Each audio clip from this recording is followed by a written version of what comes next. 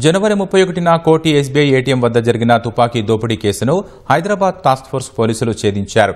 కాల్పులు జరిపి 6 లక్షల రూపాయలు దోచుకెళ్లిన అంతర్రాష్ట్ర గ్యాంగ్కు చెందిన ఫుర్ఖాన్ అహ్మద్, మహ్మద్ తయ్యబ్ త్యాగీను అరెస్టు చేశారు. హైదరాబాద్లో 2024 ఫిబ్రవరి నుంచి క్యాబ్ డ్రైవర్గా పనిచేస్తున్న తయ్యబ్ త్యాగి ఏటీఎంల వద్ద రెక్కీ నిర్వహిస్తూ పెద్ద మొత్తంలో నగదు విత్డ్రా చేసే వ్యక్తుల వివరాలను ఉత్తరప్రదేశ్లో ఉన్న తన గ్యాంగ్కు అందజేసినట్లు task force DCP Vaibhav Gaikwad తెలిపారు.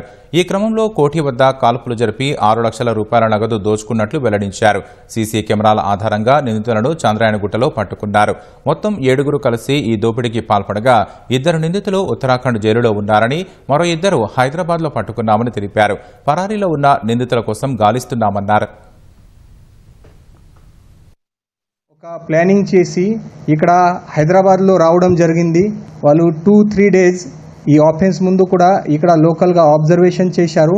31st డే రోజు 6 టీమ్స్ ఫామ్ చేయడం జరిగింది. టెక్నికల్ ఎవిడెన్సెస్, సీసీటీవీ ఫుటేజెస్ అన్ని మొత్తం ఇన్ఫర్మేషన్ కలెక్ట్ చేసి 2 అక్యూజ్కి అప్రెంట్ చేశారు.